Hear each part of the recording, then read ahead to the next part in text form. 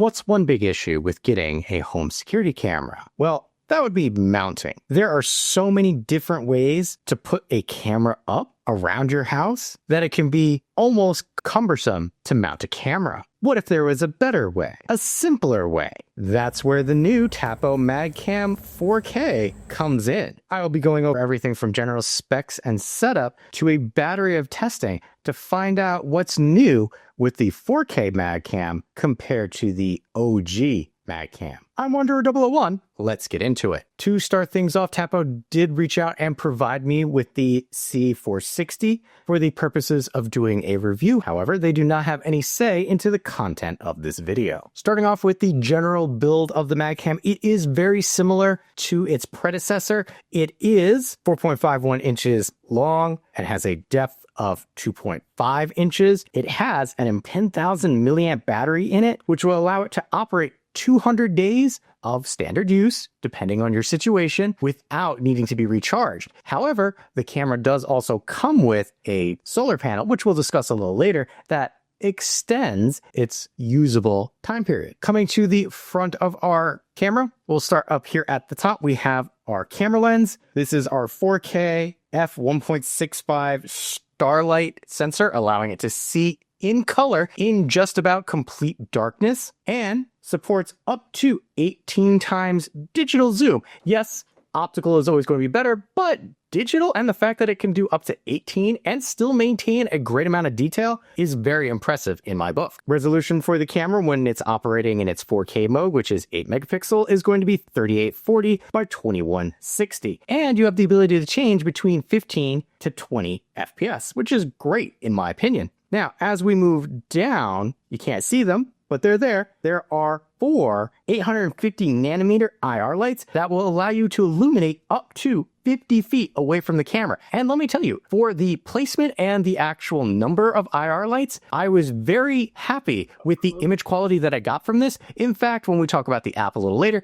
you can actually adjust the intensity of the IR lights, whether you're using this for further images or closer images, which is great. Coming down from that, we have 2 LED lights, which allow you to, one, use the enhanced color night vision, but also have a nice throw distance. As we move further down, we have kind of situated right here in the middle, we have an indicator light, we have an ambient light sensor, and we have our microphone. Just under that, this smiley face right here, this is our PIR sensor. This is a heat-based motion sensor. This is a battery-powered camera. So this allows the camera to trigger only when there's heat and motion. I will say this is one of the first places that I noticed an improvement from the original, which had a PIR sensor that was more of just a little circle and could be confused for a secondary lens. This shape gives you a much wider detection swath. If we tilt the camera slightly to the side, another way that you'll be able to tell the new 4K version versus the older version, it's going to have this gold trim around it. If we come to the side a little bit more, I like this because this trim sits around our lens. This will help keep water from dripping on the lens, but the lens itself, if we bring that a little closer, actually has a little lip around it as well, allowing it to dispel water. And I will say I have used this in torrential rains and it has held up very well, and the lens itself has remained remarkably clean. This is also IP66 weather rated, as you might expect from an outdoor camera. If we flip things over and come to the bottom, here we have a nice large rubber flap that hides our micro SD card, can support up to a 512 gigabyte SD card, which is great. You have your reset pin as well as your power button right there. And just below that, we have another flap for our USB-C charge port. That's also going to be where your solar panel connects into if you're utilizing this outside. Just below that, we have our standard threaded mount and our speaker. Coming around to the back, here you can see another threaded mount, but this is one of the places that this camera separates itself from the rest of Tapo's lineup, and that is it's magnetic. It has a magnetic base. So this part here can connect to something metal, and then the camera itself can attach to it and then adjust however you'd like. And I have used this at quite a distinct angle using the magnet mount. So you have 3 mounting options, which is very good for a camera like this. You're getting this to, one, have ease of use, but also to have versatility in placement. The 4K MagCam supports both the 2.4 gigahertz as well as the 5 gigahertz Wi-Fi spectrum. So if you are worried about that 4K video, don't be. You can rock the 5 gigahertz spectrum and know that you'll be just fine. However, I have used this on my 2.4 gigahertz Wi-Fi while testing, and 4K is still not a problem. Now, you did see me show some peripherals that you get with this, but let me use this as a jumping off point to show you what else comes with the 4K MagCam. We have our solar panel mounting option. So for the camera and the solar panel in one, if you wanted to do that. Guessing they even provide zip ties for cable management. That's interesting. I haven't seen that before. Going to say C to C cable with some weatherproofing that kind of gets away from you. I have a small A to C. I'm going to say that's for charging if we need to. There's some rubber spacers, some more of those washers, as well as rubber bracers. Mounting hardware, screws and anchors. Quick start guide, Tapo contact us, general information, and then sticker templates for how you're going to mount, depending on how you want to do it. Here, magnet base, rubberized, could stick it to something. Here is our 4K camera, one of the dedicated mounting options if you get the kit. You'll notice here that there is a place for your solar panel, and then right here, you have a magnetic mount so that you can place the MagCam. Now, the arm itself is slightly adjustable where you can aim your solar panel. However, you do notice that you kind of have to screw things in to get this mounted. During my testing, did actually use a strap to just strap this to my deck and had no problems with it, but I wish that there was a little more versatility here. Just my 2 cents. Now, the other part of the kit for the MagCam is the solar panel. The solar panel is 6.83 inches tall with a width of 4.7 and a depth of 1/2 inch at its widest point. The front of the solar panel is covered in a rubber coating to help keep the water and dust off of it, and does have a short but very usable USB-C tail to it. Now, Tapo does state that with 45 minutes of direct sunlight a day, it will be enough to power the Tapo MagCam for a full day. And also, if you wish to utilize the solar panel off of the stand away from the camera, they do offer you that 13 feet of cable, which is great. Now, I will say, I was able to charge up my cam in probably 3 days, and that's while testing it. And once I got it topped off, it really hasn't moved from its full position based on the usage that I get with it. So solar panel, great addition. Now that we have covered our hardware, this is a smart device, meaning that there is going to be a setup process for it. Let me show you what that was like. This is setup of Tapo MagCam Solar 4K. You're going to start by making sure you have the Tapo app downloaded.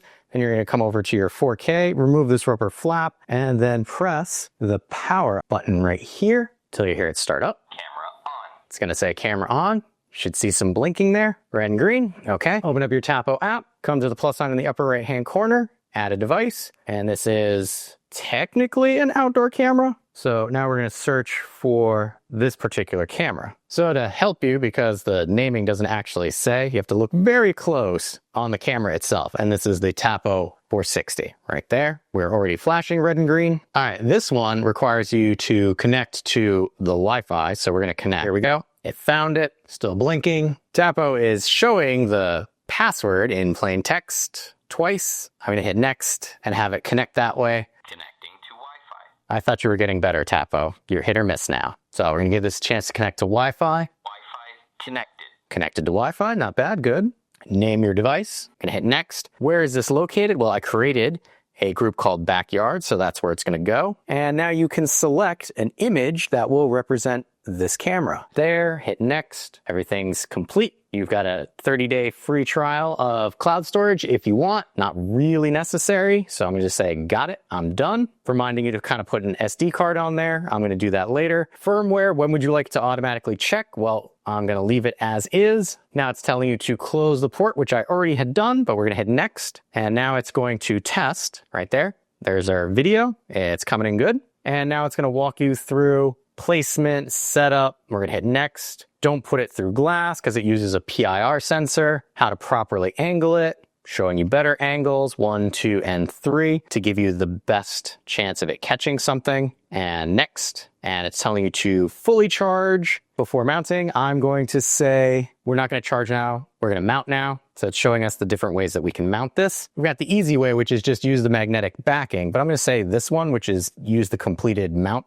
guide. So here we go. We can either mount the solar panel and this separately, or we can add them together. Next. So I'm going to say we're going to do it like this, where it's 1 and 1. Drill your template, put it there, drill, drill, drill, make sure it's clean, proper angling, connection for the cable. We don't have to start the test because I'm going to skip that because I'm holding it right now. And then there we go. You can see me behind the camera. Next, that was a Wi-Fi test, and now it's all set. So that was the setup for the Tapo MagCam 4K. Not bad. With setup out of the way, what's next? Well, for a smart camera, that's what it can actually do. In the case of the Tapo 4K MagCam, that would be detect pets, vehicles, and send you a notification. Mind you, all of that is free using the Tapo app. Not all manufacturers give you that type of AI detection for free. Not only that, Tapo supports home assistants such as Alexa and Google Home. What else can it do? Let me show you in the application. This is the application for the Tapo C460. I have it listed on all of my devices right here. You'll notice that there is a quick toggle to put it into privacy mode, as well as to take it out of privacy mode. You also have its location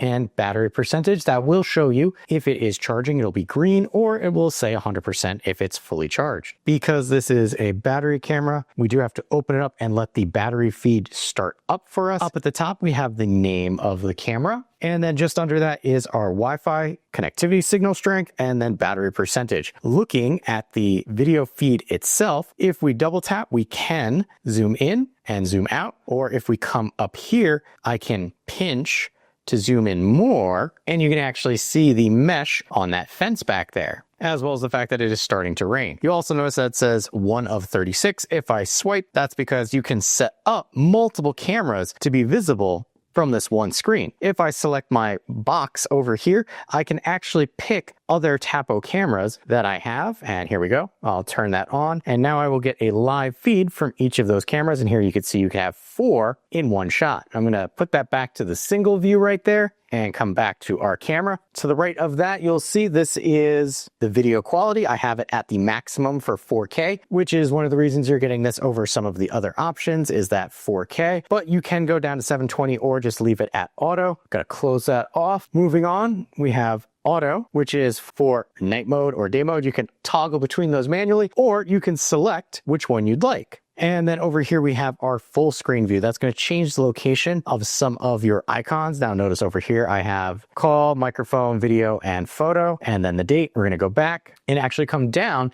to that row right here. The first being this camera icon. If I use this, it's going to take a still frame of whatever happens to be in view at that moment. If I select the record option, that is going to record anything that I happen to be seeing in that view. So if there's movement, that will be captured. Here we have our camera's microphone. Notice I have it a little higher than is recommended. That's why it's in the red. And then to the right of that, we have our audio types. We have mic on, tap to call, or speaker on. So if I turn off either one of these, well, now the microphone would be off or the speaker would be off. If I select in the middle, this is going to be to use the full duplex. Now, anybody who's outside would be hearing me talk and wonder what's going on. I'm going to hang that back up, but come back to show you the options over in the upper right-hand corner where you can adjust your speaker and camera microphone options right from there. That's all under our call. If I come down, we have talk. Well, this is different than the full duplex that we were looking at before. For this one, you actually have to press and hold in order for it to activate. You can kind of see it's blue underneath my finger and has waves coming out. Similarly, we can adjust our speaker and microphone right from there. We also have alarm. Now, this will enable the alarm, but will not actually trigger unless something walks through frame,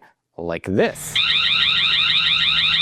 So it's not actually going to trigger it just by selecting that. It's different than other cameras that I've tried, but Tapo seems to like it that way. So that's how they do things. We have privacy mode. Well, doing that means that the video from the camera will not be sent to the application, nor can you see what's going on. It will also not record during that time frame. Privacy mode means you're getting nothing. Coming down, we have light, which will be tricky to see, but you can see it kind of brightened up a little bit there. And since it is raining, you can see the rain coming down. If I turn that off, those will turn off. So that's what that is. That's a toggle. And you might have noticed that there's actually a timer. That timer is so that you don't leave the lights on for an extended period of time, because this is a battery powered camera, even if it does have the solar panel to help keep it topped off. Tag on and off. Well, this will tag moving objects with a blue box around it, as you can see here. So it helps you kind of keep track of what's going through frame so that you kind of visually zoom in on that location. And then we have our Tapo Care, which is also kind of very largely displayed down here. I wanted to leave that on, but you can say, yep, I got it, go away, and it won't be there anymore. But if we come into our Tapo Care, this will show you what you could pay for. And really that's 30 days of unlimited cloud storage, rich notification with snapshot, meaning instead of just text, you can see an image of what's going on. You have video summary, which is kind of an interesting feature, but not necessarily one that I feel the need to pay for Tapo Care to get. You have your weekly report, smart sort, and baby snapshot and growth. I don't particularly think you're going to be doing that with this style of camera being outside, but that's everything that you have under your Tapo Care. One of the reasons I like Tapo cameras is, one, I don't actually need to pay for the Tapo subscription for this to be a fully useful camera for me. Now, if we come down, we have our playback and downloads. Right now, this is going to be our playbacks area. So if we come through here, you can see it has a filter showing person, motion, and a spot on the timeline. If I select this, you can see me walking back, or I can select this one where you see me walking out there. I can pause this. Notice in the upper right-hand corner for our playback, there is a speed option. Selecting the speed option is only available if you're actually playing it, but you can slow down to 1/16 or speed it all the way up to 16 times speed, which is nice if you need to get through a lot of information quickly. You also have the ability to do our audio from here, take a snapshot, take a recording right from here. We also have the ability to clip, so we can size this to how we want and then download the clip in order to help keep our clip size small. And then we could do widescreen. Now, one thing you might notice on the purple timeline here is I have it set where it's actually taking a clip every 10 seconds. And this is one of the features that Tapo has that allows you to kind of get a 24/7 recording out of this without actually being 24/7, because I am getting the progression of what's going on, maybe just not in that moment. You can turn this on or off depending on the size of the SD card that you have in here. What I will say is we're just gonna pause that, come down, I'm gonna hit the 3 dots. I can download this event, which it's downloading currently. I can correct the event type. Well, maybe it saw this, but it was actually something else. This is very useful to help train the AI. So I'm glad that Tapo now includes this because I don't remember testing that in the past. We can change the date. Simply select our calendar.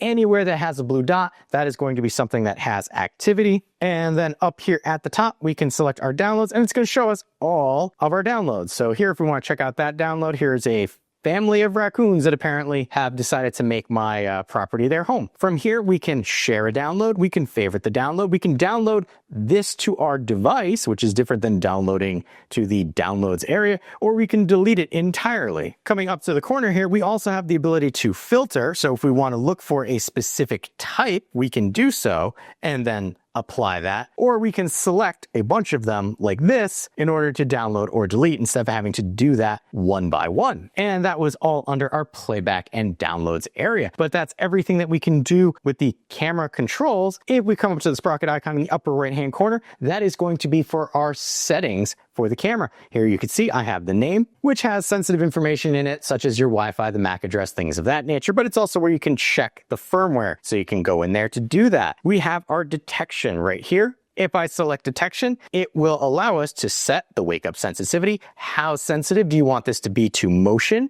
And it gives you a range test right there. You also have detection zones. Right now I have it for all, but Tapo's really cool. I could set this for each type. So if I want to edit this, and let's say right now this is for motion, this is for pet. Notice they're changing color. Let's say for person, I really don't care about here because I know that that's me. I can change this using the sizing handles and say, this is where I want my person to be. Or I can come over to pet and say, well, out there, it's fine. I just care about them if they're close to there. And if we select save, that will save what we have going on. I can also add a zone. Notice I can add a bunch of zones right there if I wanted to. These are all different pet zones, but I'm going to select back because I don't want to save any of the things that I changed. And then I'm going to set it back to everything because I want to catch everything in all the places. Moving on, we have our detection types. I have motion detection on, I have person detection, and I'm going to turn on pet detection.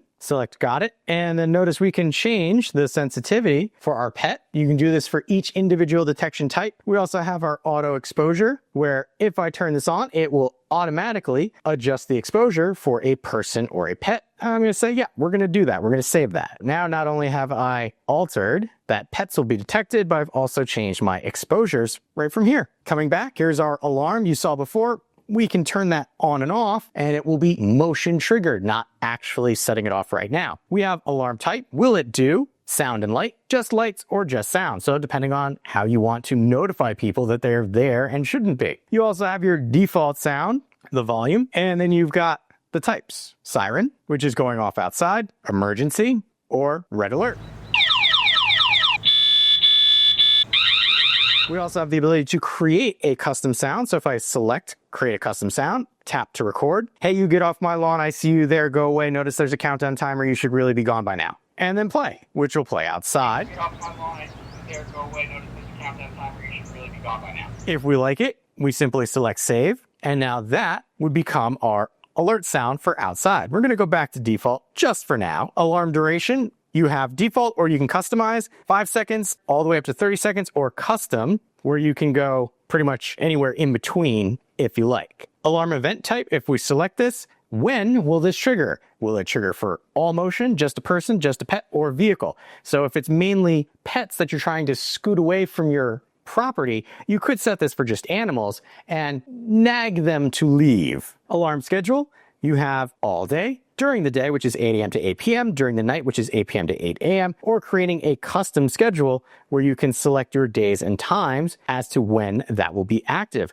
I do enjoy the amount of customization that we're getting just for setting an alarm. And then we have our anti-theft alarm. So especially being that this is a magnet-based camera, you're going to want to turn this on in order to hopefully discourage somebody from taking your camera, or at the very least, being notified when it's being tampered with. Here we have battery status. So I have show the battery status, show the percentage, and then working mode. Right now I have it set for balance, but I can set this for high performance, which is going to give me longer clips and more triggers, but will eat more battery power. We can do balance, power saving, or custom, depending on what we want. If we come into custom, it'll give us lots of options. So here we go, customize my settings. So we have clip trigger, clip buffer, and clip length. All of those are adjustable to how you'd like it. I'm going to go back to, yes, I want to go back to high performance. We have auto power saver mode. So that's when the camera gets down to 10%, it will turn itself into a power saving mode. There we have solar charge data. Well, really should have turned that on. So right now there's not enough information for that. You also have auto privacy mode,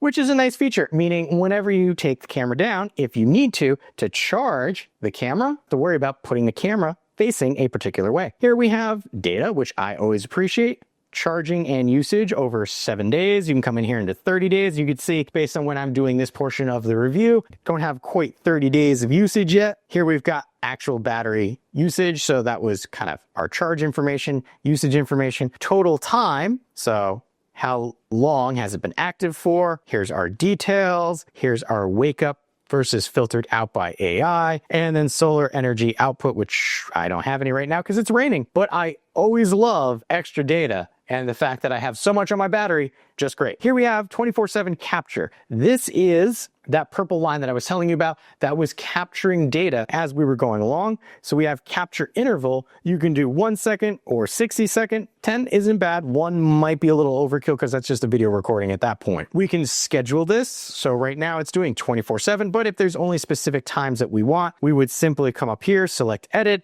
and then I would click, click, click, click, click, click, click for deactivate. We're not going to save that. We're going to come back. And then if we wanted to, we can select here to disable the 24/7 capture. If you've got a large enough SD card and you have enough solar energy to keep the battery topped off, I would strongly recommend turning that on. It's a great feature to have. Coming down, we have Tapo Care free trial. We were in here already. This is where we can get our cloud storage, etc., etc. Just know, any new camera, Tapo is going to give you that 30-day free trial. Moving on, we have storage and recordings. Well, here we have, I'm going to local storage. This is showing you the local storage that I have. It's camera, so you want to make sure your time zones are right. Here is the storage that's being used versus the storage that I haven't used. We have our loop recording. And then something new that Tapo has started doing, which is SD card encryption. Notice I have this turned off. If you turn this on, it will give you device-specific access, which means the card can only be accessed and decrypted on the device that the encrypted took place. So it would need to be in this camera. Strong authentication method, meaning you have a password required to just view those clips, and then Tapo app access only. So I can't just take this SD card out, put it in my computer, and then see what was on the SD card. Coming back, we have clip setting. So we have our retrigger time, which is how much time passes in between clips. I have it at 0 right now, so it's going to go off and off and off. We've got our record buffer, so I have it set at 6 seconds. So this is when motion is no longer detected, the camera will keep recording for 6 seconds longer than that motion is detected. And then maximum clip length is 60 seconds. That is because I have it prioritizing surveillance than being balanced or preserving the battery. We have our record schedule. If we want to make adjustments, just like the 24/7, we can come in there. And then record sound. If you live in an area where you cannot record sound, that is where you would go in and turn that option off. Moving on, we have our video settings. Here we have our night mode. Right now, I have been testing out the colored night mode, which will turn on the LEDs. But if you want classic black and white, you can simply turn on the IR mode, and then you get to choose near, medium, and far for the intensity of your IR lights. We have video quality. Well, I'm using the maximum that we can get from this. If your Wi-Fi network can't handle that, you can simply come down to 720, which is still considered HD, but definitely is not that 4K video. Privacy zones. Well, this is a nice feature to have. I don't necessarily need it where I have it situated, but if I wanted to set up a privacy zone, I'm going to select add, and we're going to throw it over here, just like that, and select save. What this will do is this now in the live video feed and in recordings will not be visible or recorded. You will not be able to tell what is there. So if you have your camera pointed at somebody's house or in that general area and you want to do them the service of not showing up in your videos or recordings, privacy zones are a must and a greatly appreciated addition to any smart camera. Coming down, we have distortion calibration. With this camera, you really don't have to worry about it, but it's kind of telling you if you have some cameras that have the fisheye look, you can turn on distortion correction and it will kind of pinch out those areas by zooming in on your video. Image setting, well, I have it set for original, but we can change our color temperature, cool, warm. You can kind of see what's happening there. Soft. I can change the image brightness if I want to, but I'm going to leave it at original. So that's going to come back and you can see the rain just kind of coming down in the background there. I have auto exposure. We turn that on in another location. Detection tag. That was also what we did. So that's the blue box, but notice here we can select tag label and it shows you right up there what it is. So if it's a person, it will show you if it's a person. If it's a pet, it'll show you it's a pet.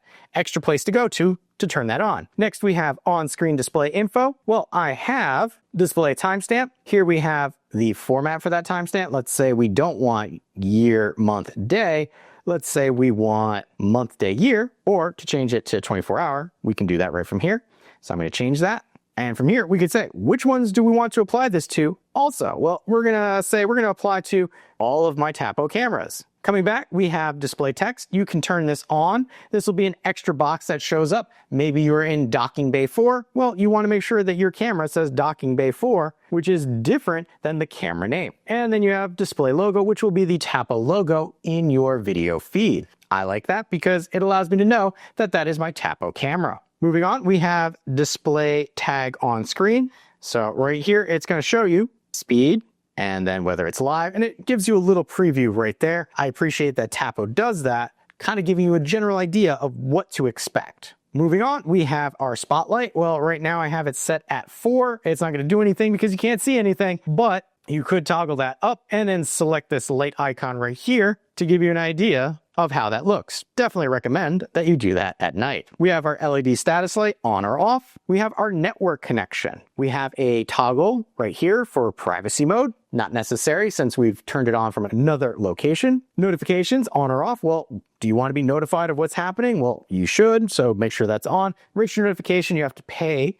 for Tapo Care for. But here we have notification type. Well, maybe I don't care about motion. This is in my backyard, so I only care about people and pets. So now I only get notified for people and pets. We can select a schedule, so I have always, or we can do just like we could before, during the day, 8 a.m. to 8 p.m., during the night, 8 p.m. to 8 a.m., or a customization based on what you input. Now coming back out, that was under notifications. Now we're into our advanced settings. Here we have our power line frequency. It's set to auto, but you can change this between 50 and 60 hertz. This is mostly if you're noticing flickering in your video because of LED lights not necessarily being from where the camera thinks it should be. We have our voice call mode. Standard mode, well, we can do compatibility mode, which ensures stability, especially when the sound is too low or call problems occur. It's just a way that it's compressing the video and audio that's coming through. We have our display setting. We have hardware acceleration or compatibility mode. Hardware acceleration is going to give you better performance boost. Compatibility mode is going to save your hardware if you have something that's not quite as up to date as it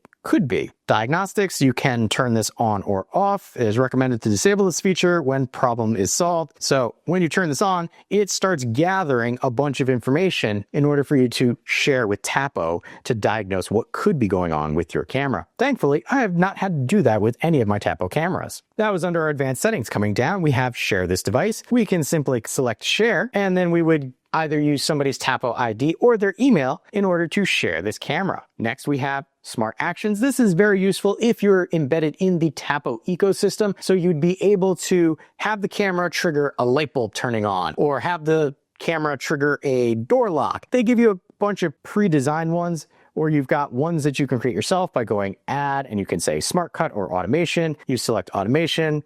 Effective time. When will this occur? Add a trigger. If this, then that. So if you're familiar with that formatting, that's what the Smart Action is. You've got your user guide right here, allowing you to find extra information from Tapo directly about the camera. You have your Support Center, which is going to bring you right to Tapo's information and troubleshooting guides for this camera. You've got another location for your firmware. So if you need to check your firmware, come here, check it. But during the setup process, you should have left it on auto update. Under that, we have reboot the camera. So for whatever reason, if you need to reboot the camera to do some testing, that's where you would go. And then remove the camera. So if for whatever reason you remove this camera from your Tapo account to provide it to somebody else to use, that's what you would do first. And that has been everything that we can do in the Tapo app for the Tapo C460. Now that we know everything that this can do, what's next? For me, that's testing. First off is going to be audio. I want to know how well things will sound from the camera and from the application. Let's take a listen.